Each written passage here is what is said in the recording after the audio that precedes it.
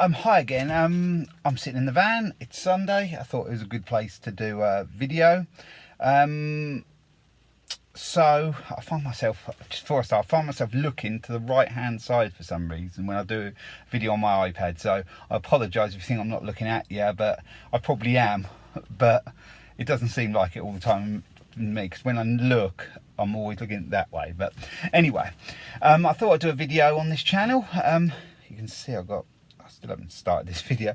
I've just been trimming my hedge up. Kind of, it's raining now, it's horrible weather, but because I'm trying to hedge cut out. But yeah, I just wanted to I'm a member of the Pro Gardeners UK forum group on Facebook.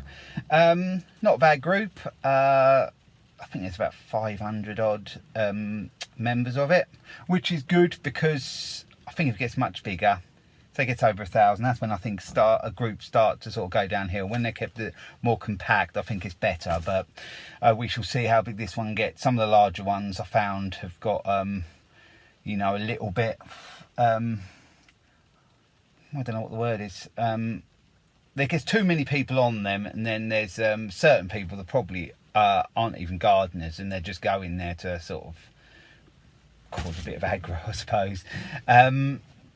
They probably think that's me, because I'm a bit opinionated on the groups. But anyway, you know, the groups are doing well. There's one I used to be part of, Lawn Care Legends.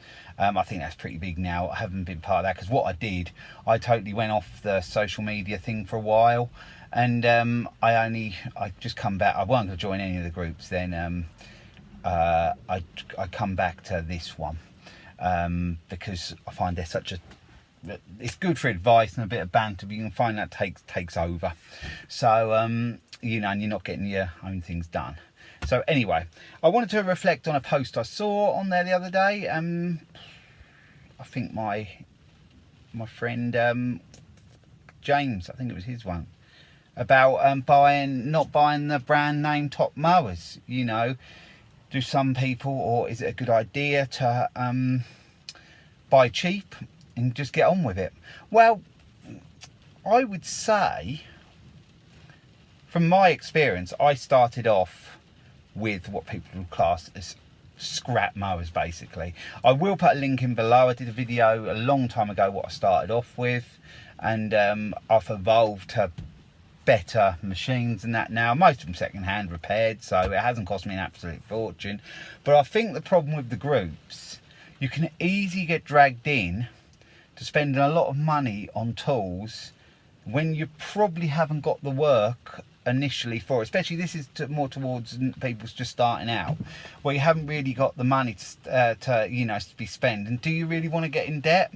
I would say probably to set yourself up with decent tools. You know, you're talking about a lawnmower, whether it be Honda, Toro, Hater, whatever, you know, the ones that are thought to be the higher brands. You're probably talking, I don't know, £800 to £1,000 for a mower. Probably if you buy the combi kit, whatever you're buying, you're probably, with the sort of basic bits you need, you're probably talking about sort of 800 odd, and then other bits and pieces, probably talking £2,500–3,000 just to get the sort of basic but in good quality. Or are you better off going to B&Q, for example, and getting their, I think they do mount fields, or I call them B&Q specials, but you know, they do the job. For say a £300 lawnmower, a strimmer, say £200 or £300, basically set yourself up for £1,000. Are you better off doing that, and doing that for at least a year, and gradually build up your stuff? I think yes, that is the way, because you can, and I think that's where the groups become a little bit I was going to say dangerous, not really dangerous, but they can change your mindset to thinking to do a garden, you've got to have the best tools. And oh, customers will think, oh, if I turn up with the B&Q special and they ain't seeing a Hater or a Toro or Honda or whatever, they'll think, oh, I haven't got to pay them as much or whatever. Well, it just depends on how you do the job. I can do a good lawn with, I can do a neat lawn with a cheapo mower, one I've fixed up from scrap, and a cheap strimmer. I can do lawns like that. May take me a little bit longer, but not massively amount longer if they're just sort of town type gardens. If you're doing real big stuff, then it is a bit different. But you know, I think a lot of people, when they start out, it's gonna be like town gardens or the smaller type gardens. So I think yeah, start off that way, invest little. You know, you're gonna going around and that, you're gonna need a van and that as well. Probably, you know, get something. I think it's probably a bit more important to get a reliable newer van, which I actually don't do myself, but they're reliable, but they're not that much newer. But that's another thing. Do you want to go to on one of these schemes spending 250 pound a month and never sort of ending, because then you'll change it after 3 years and you keep paying that? Or do you want to buy a van, say for, I don't know, 1,500 quid, just a half decent van that's probably sort of 6, 7, 8 years old, and start off with one of them? I think that's the way to start off. I started off with basically nothing. I have over the years got in debt a little bit for tools, but it was mainly I got in debt before I did the gardening, buying things I didn't need, like holidays and cars that weren't really that good and they weren't that new. I just, you know, spur of the moment, you want the stuff but you can't really afford it. So I'm one to sort of think nowadays, how much debt do you want? It would really annoy me every single month if I went and signed, say, for a VW van, for example, or Transit, doesn't matter. And I sign, they ask for your £2,000-3,000 deposit. I think you have to give a deposit or whatever. But that's beside the point of the deposit. That won't bother me quite so much, but it's the sort of 200 odd pounds you're paying all the time, revolving round till 3 years or whatever, and then you hand it back. Then you start all over again. That with our sort of job, I think with the weather, the winter time, you know, even the most die-hard gardeners, they can only sort of, the days are shorter, there might be snow, ice come along, you're limited what you can do. And you know, some landscapes and that will carry on, but still they're gonna be limited. I work all the way through, but I am limited what I can do and what days I can work because of weather. And you know, it's just stalls you. I'm not going to get soaking wet for the cause. And if you need to and you've got to be out all that time, you know, if it's raining, tipping down all the time, well, I suppose it's up to you, but I don't see it's worth it. You know, you could well be living beyond your means, or you're just chasing that extra money. But is it worth it? That's your decision. But for me, it isn't worth it. I will work in the rain to finish a job. If I'm halfway through, I will finish the job, especially if it's a grass job. I will finish it. But you know, if I come home and it's still raining, I will not go out that day. That's the way I work my business. I don't want to keep chasing that. I won't chase that extra pound, what that gives you. But I've gone off course a little bit. Yeah, so the whole video was about, I think you should start off gradually, you know, with the cheaper range stuff. Not the real rubbish, you know, which you can sort of get sort of, you know, about £350 mower or something, rather than go and spend 800 on a mower. You know, because to be honest, if you're starting out, some people starting out have never sort of done the job before, cut a few neighbours' lawns or whatever, but you know, they haven't started out and don't know whether they're going to like it, don't know how it's going to go through the winter. So yeah, and there's probably a lot of people that, you know, are professionals, and you know, they still own a cheap mower as a backup one that's in their shed and that, because that's the way they bought it and it did the job for the time they needed it to, and it's still running and they looked after it, and yeah, it's working fine still, so they have it as a backup even if they have upgraded. So yeah, that's just what I wanted to put out there really. This is more towards, like I said, people starting out, and it's probably the wrong time to say about it, people starting out now, because we're in the middle of October and people will more than likely not be thinking about starting gardening business at the moment, but then again, they might be.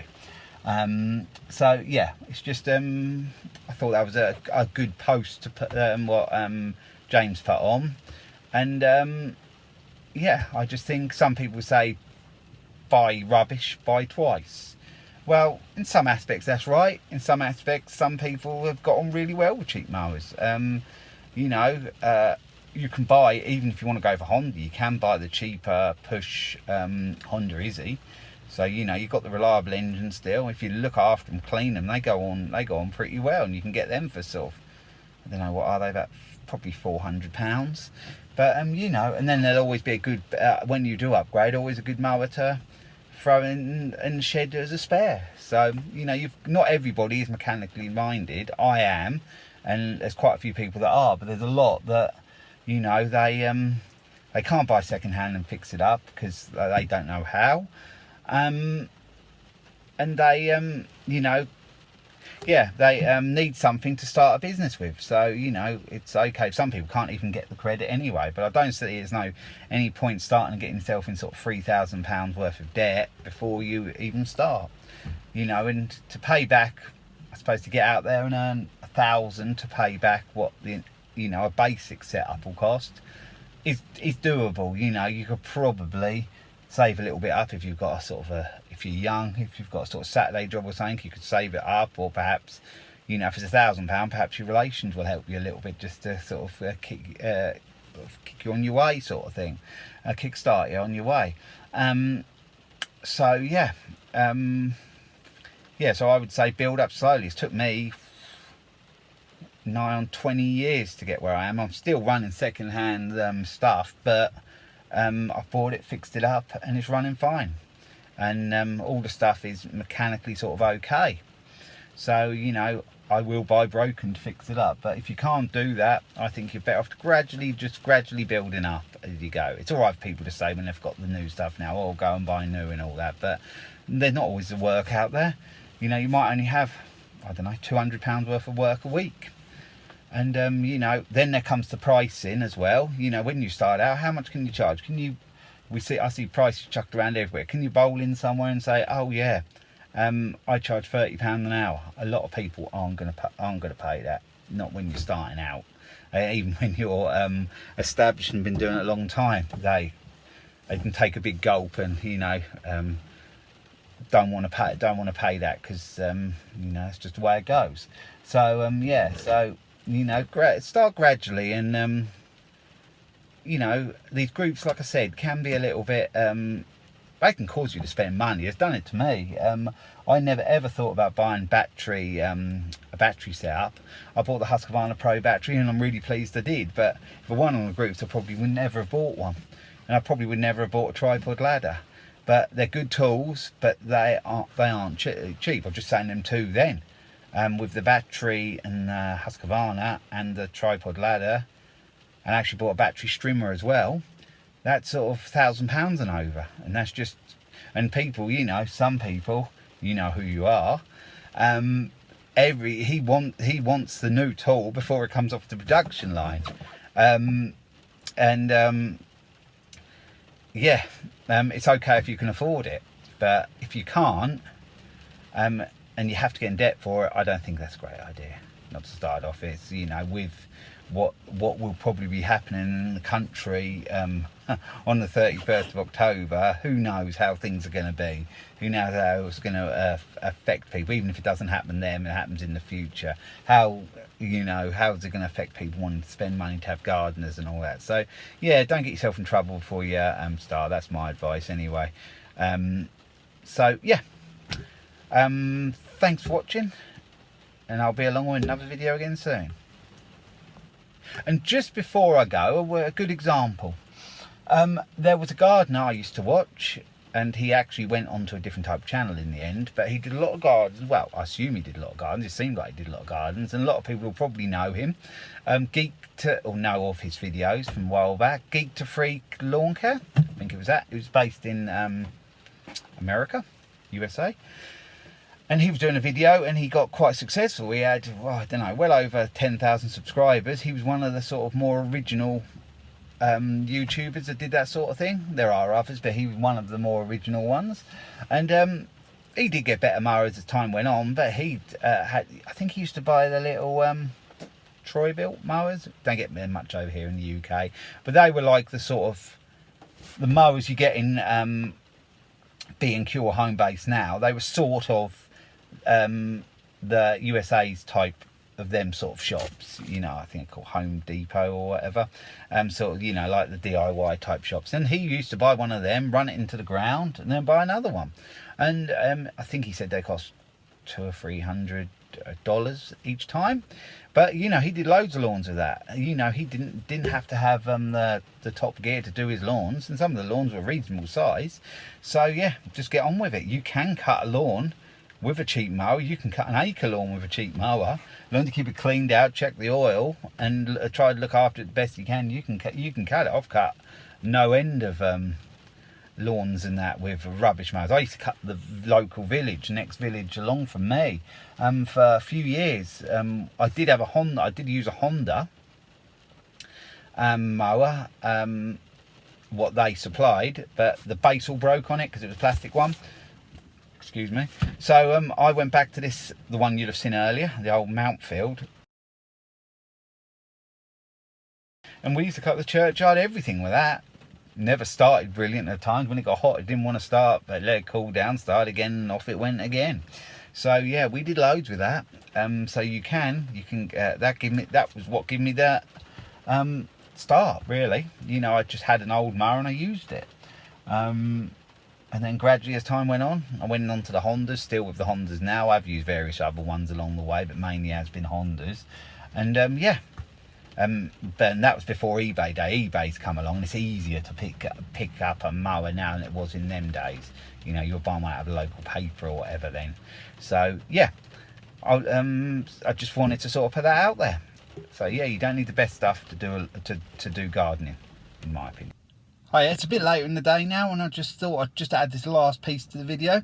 Don't get me wrong, if you can afford the nice stuff, like the brand names and that, and yeah, it's like everything in life. Everybody wants the new good stuff. They want a nice car, they want a nice house, they want whatever job they do, you know, if they're a nice computer, nice, you know, and it comes down to, you know, if you're a gardener, you want the nice tools. Sorry that sun's in my way. The sun's come out really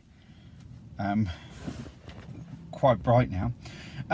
Yeah, so yeah, if you can afford it, yeah, go for it. But it's just, you know, the point of the video was, don't stretch yourself too far thinking you've got to have the real best stuff to do gardening work. In some aspects it does help, it makes things quicker, but it's funny old weather now. It's raining and really bright. But yeah, so yeah, if you can afford it, go for it. But if not, you know, there's nothing wrong at all with starting off with the sort of cheap stuff and working your way up.